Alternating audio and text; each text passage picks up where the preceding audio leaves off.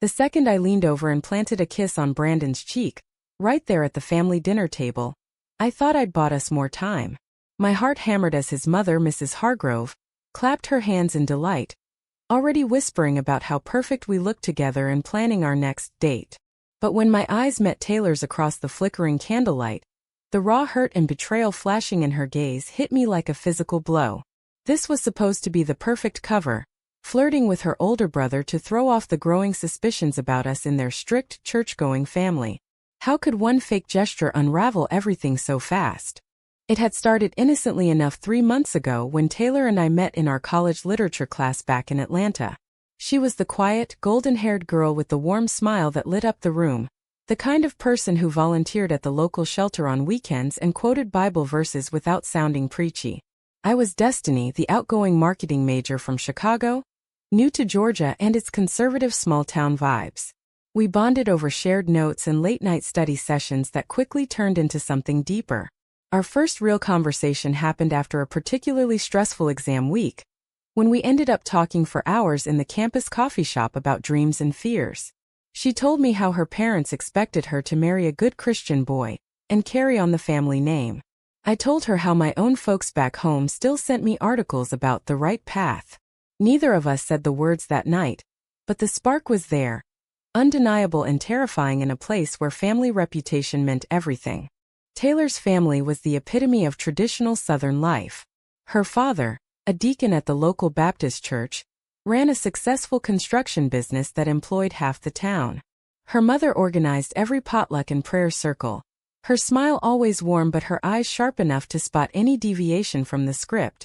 Brandon, her brother, was the golden boy, star athlete turned successful real estate agent at 27, the one they pinned all their hopes on for carrying the family legacy forward. Being seen as anything less than the perfect Christian daughter was Taylor's biggest fear. When rumors started swirling at church about how close we were, thanks to a nosy neighbor spotting us holding hands at the park one evening, we panicked. "We can't let them find out," Taylor had whispered one night in my car outside her house, tears in her eyes. "My parents would disown me. The church would turn on us. I can't lose them, Destiny." "Not like that." Her voice cracked, and in that moment I knew I'd do anything to protect her. So we came up with the plan. I'd start showing interest in Brandon at the next family gathering. It was supposed to be harmless flirting, enough to shift the narrative. No one would suspect two girls if one was chasing the brother. I'd laugh at his jokes, touch his arm, maybe even agree to a casual coffee. All to keep our secret safe while I stole glances at the woman I actually loved. Now here we were at their sprawling farmhouse for Sunday dinner. The smell of fried chicken and collard greens filling the air. The wooden cross on the wall watching over every word. Mrs. Hargrove beamed at me from across the table. "Destiny, honey, we've been hoping Brandon would bring someone like you home. You're such a sweet girl and from a good family too." Brandon chuckled, squeezing my hand under the table, playing along a little too enthusiastically. He didn't know the real reason I was there. To him, this was the start of something real, and the guilt twisted in my gut like a knife. Taylor sat rigid beside him, her fork pushing food around her plate. I could feel her pain radiating across the table. Every laugh from her mother about young love was a knife twist. After dinner, as we helped clear the table, Taylor pulled me aside in the kitchen while the others chatted in the living room. "Was the kiss necessary?" she hissed, voice low but sharp enough to cut. "You looked like you meant it, Destiny. Like you were really falling for him." Her eyes searched mine, searching for the truth we both knew but couldn't say out loud here. "It's just acting, Taylor. For us," I replied, reaching for her hand only to have her pull away, glancing nervously toward the doorway. The fear in her eyes was new, sharper than before. This was supposed to protect our love, but already I could see the cracks forming. Little did I know how deep they would go as the weeks turned into a nightmare of lies, jealousy, and impossible choices that would force me to decide if my truth was worth destroying the only family Taylor had ever known. The pressure was building, and I felt it in every forced smile, every whispered promise in the dark. Later that night, as I drove home through the quiet Georgia streets lined with oak trees draped in Spanish moss, my phone buzzed with a text from Taylor. "I hate this, but I love you. Be careful." I pulled over, tears blurring the road ahead. The weight of our secret pressed down harder than ever. My own parents back in Chicago had started asking questions too, wondering why their daughter wasn't dating anyone serious at 25. If they knew the truth, the scandal would spread like wildfire through our extended family. Family honor wasn't just a phrase here. It was the air we breathed, the foundation everything rested on. One wrong move and it all crumbled. I wiped my eyes and texted back, "I love you more. This will work. I promise." But even as I hit send, doubt crept in. How long could I keep pretending without losing myself, or her? The next few weeks blurred into a carefully orchestrated dance of deception. Brandon called me every other day, suggesting coffee or a walk in the park, and I said yes every time, my stomach twisting with guilt. Taylor and I stole moments whenever we could. Quick hugs in my car after she finished her shift at the shelter. Late-night phone calls where we'd whisper about the future we dreamed of but couldn't claim. She was studying to become a teacher, and I had just landed a job as a high school counselor at the local district. Our careers depended on reputations too. One rumor of inappropriate behavior, and doors would slam shut in this tight-knit community. At work, the principal pulled me aside after a staff meeting. "Destiny, folks are talking about you and Brandon Hargrove. Good for you, girl. He's a solid catch." She winked and I forced a laugh, nodding along while my mind screamed the truth. Taylor's brother was kind, funny even, but he wasn't her. He didn't make my heart race the way her quiet laugh did when we talked about books late into the night. Yet every public appearance with him chipped away at the wall we'd built around our secret. One Saturday, the Hargroves invited my parents down from Chicago for a barbecue. The pressure skyrocketed. My dad shook Brandon's hand with approval in his eyes. "Finally, someone with values," he said, clapping him on the back. Mom pulled me aside in the kitchen, her voice low. "We're so proud, honey.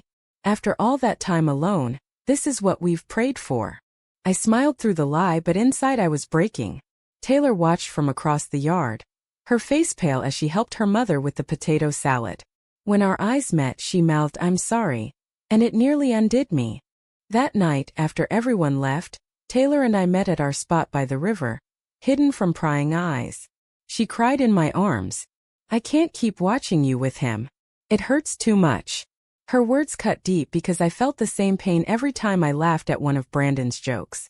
"We have to hold on," I whispered, kissing her forehead softly. "Just until things calm down. Then we can figure out how to tell them gently." But deep down I knew gently might never be an option in a town where the pastor preached against that lifestyle every Sunday. The first crack appeared when Brandon started talking about the future.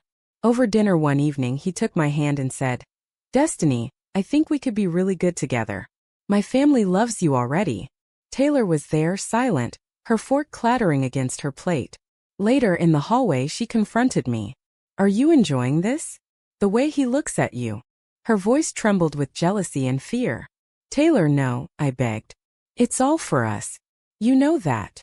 But doubt had planted its seed. She pulled away when I tried to hug her, whispering, "What if we can't fix this?" Meanwhile, my boss at school mentioned a promotion coming up, but only if I remained a positive role model. The implication was clear. One wrong step in my career, the one I'd worked so hard for, would vanish. The betrayals started small. A coworker saw me and Taylor grabbing lunch and raised an eyebrow. "You two are awfully close for friends." I brushed it off, but the rumor mill began turning. Taylor's fear grew. She started canceling our secret meetups, afraid someone would notice.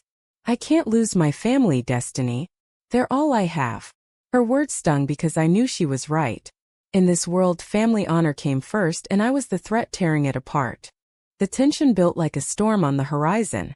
I lay awake nights replaying every touch, every glance, wondering if the price of our love was too high. But when Taylor texted me late one night saying she missed me, I knew I'd keep pretending as long as it took. Little did I realize the storm was already here, and the first lightning strike was about to hit. The rumor hit like a freight train 2 weeks later. Someone from church, I never found out who, whispered to Mrs. Hargrove that they'd seen Taylor and me at the movies, sitting too close, laughing too loud. It wasn't even a date. We'd gone as friends after Brandon canceled on me. But in a town this small, perception was everything. Brandon called me that evening, his voice tight. "Destiny, my mom heard something weird. About you and Taylor. Is there anything I should know?" I froze, heart pounding. It's nothing, Brandon. Just girls' night. You know how people talk. He bought it, but the seed of doubt was planted in him too. Taylor was devastated when I told her. We met in the parking lot behind the shelter after dark. This is exactly what I was afraid of, she said, tears streaming down her face. If my parents find out, they'll make me choose. And I don't know if I can. Her words hung heavy between us. I pulled her close, feeling the tremble in her shoulders. We won't let it get that far. I'll double down on the act with Brandon. Take him to the church picnic next weekend. Make it obvious. She nodded, but the light in her eyes had dimmed. At the picnic, I played the part perfectly. I held Brandon's hand in front of everyone, laughed at his stories, even let him kiss my cheek for the photos. My parents watched proudly from the sidelines, texting me later how happy they were to see me settled. Taylor stood on the edge of the crowd, her smile forced, her fists clenched at her sides. Later in the church bathroom, she cornered me. I can't do this anymore. Watching you with him is killing me inside. Her voice broke. Maybe we should stop. For real. The words sliced through me. Taylor, no. This is temporary. I love you. But she walked away, leaving me alone with the echo of her pain. The betrayal came from the least expected place. My own cousin visiting from Chicago saw a text on my phone when I left it on the table. A sweet message from Taylor. She confronted me privately. Destiny, what is going on? Are you with her? Fear made me snap. Mind your own business. But she didn't. 2 days later, she called my parents. The phone call came at midnight. Dad's voice was ice cold. We need to talk, young lady. Now. I drove home the next day, dread pooling in my stomach. The family meeting was brutal. Mom cried, Dad paced. This isn't who we raised you to be. If this gets out, our name is ruined. They demanded I end whatever nonsense was happening and focus on Brandon. I lied through my teeth, promising it was just confusion. But the damage was done. Taylor's parents heard whispers too. She called me sobbing. They asked me straight out if something was going on between us. I denied it, Destiny. I denied you. The fear in her voice was real, and it broke something inside me. Career-wise, my boss pulled me into her office. Rumors are circulating, Destiny. We can't have that in a school setting. Fix it or the promotion is off the table. The walls were closing in. Every choice felt like a betrayal of Taylor, of myself, of the families we loved. I confronted Taylor at our river spot. We have to tell them the truth eventually. She shook her head. No. I can't. My family would never forgive me. The argument escalated, voices rising until she walked away. For the first time, I wondered if our love could survive the weight of all this fear. The psychological toll was crushing, but the real storm was still building. Months dragged on in a haze of lies and half-truths. I threw myself into the fake relationship with Brandon, attending family functions, posting careful photos on social media that painted the perfect picture. My parents relaxed, sending approving texts. Proud of you, kiddo. Brandon even started talking rings, which sent panic through me. Taylor grew distant, canceling plans and responding to my messages with short replies. I need space, she texted once. This is too hard. The jealousy and fear were eating us both alive. One evening, after a particularly tense dinner at the Hargroves where Mrs. Hargrove announced she was planning an engagement party, just in case, Taylor snapped. We met in secret behind the old barn on their property. I can't watch you pretend anymore, she cried. Every time you smile at him, I die a little. Maybe this was a mistake. Her words hit like blows. I grabbed her hands. Taylor, everything I do is for you. For us. If I stop now, they'll suspect everything. She pulled away, tears flowing. What if they already do? My dad asked Brandon if he'd noticed anything strange about us. I'm scared, Destiny. Scared I'll lose everything. The career blow came next. At school, a parent complained about inappropriate influences after hearing the rumors. My boss called me in. Destiny, we're putting the promotion on hold. We need to protect the school's reputation. I left the office numb. All my hard work, late nights studying, building trust with students, threatened by whispers I couldn't control. That night, I drove to Taylor's house and waited in the shadows until she slipped out. I lost the promotion because of this. I told her, voice breaking. But I'd lose everything for you. She hugged me tightly then, the first real warmth in weeks. I love you too. But I'm terrified of what comes next. Betrayal struck again when a mutual friend from church, scared of being associated with any scandal, went to Taylor's parents with concerns.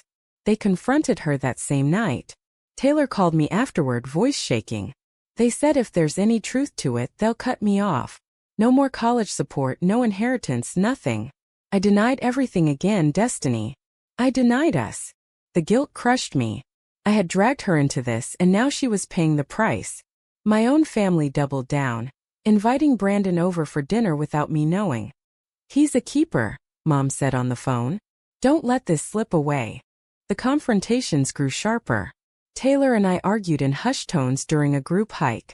You promised this would protect us, she accused.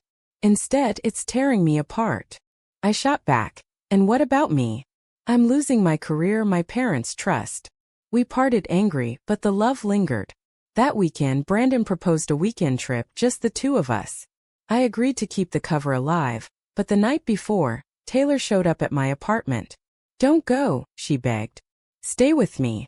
We held each other for hours talking about running away, but reality always won. Family honor wasn't something you escaped easily in our world. The pressure peaked when my dad called. Son of a deacon, saw you and Taylor together again. End it, Destiny, or don't come home for Christmas. The threat was real. I felt the walls collapsing.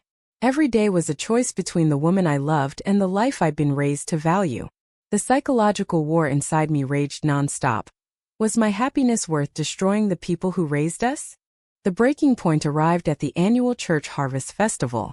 Brandon had insisted I come as his date, and my parents flew in for the event. The whole town was there, smiles and prayers masking the judgment that simmered underneath. Taylor avoided me all evening, sticking close to her mother. I played the role, dancing with Brandon under the string lights, laughing at jokes while my heart ached. Then during the group prayer, my cousin, the one who'd started the chain, pulled my dad aside. I saw it happen from across the field. His face darkened. Later, in the parking lot, my family surrounded me. Dad's voice was low and furious. We know, Destiny. The truth about you and that girl. This ends now. You will marry Brandon or we cut ties completely. No more support, no more name. Mom sobbed beside him. Think of the shame on our family. I stood frozen, the weight of years of hiding crashing down. Taylor watched from a distance, her eyes wide with terror. When I tried to approach her, she shook her head and walked away. That night, alone in my apartment, I called her. We have to stop pretending. I can't do this anymore. She cried on the phone. If I choose you, I lose everything. My family, my future here. The conversation lasted hours, full of pain and love and fear. Brandon showed up the next morning, confused and hurt. Is it true? About you and Taylor? I couldn't lie anymore. Yes. I love her. His face crumpled. You used me. The betrayal in his voice mirrored everything I'd feared.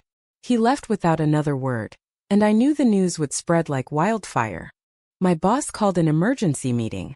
The board heard. We're letting you go, Destiny. For the sake of the school. The career I'd built was gone in one conversation.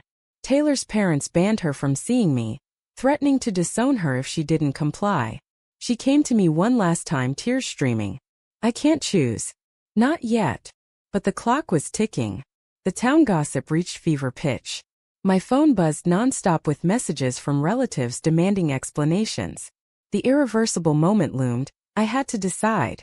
Stay silent and lose Taylor forever, or speak the truth and pay the price with my family.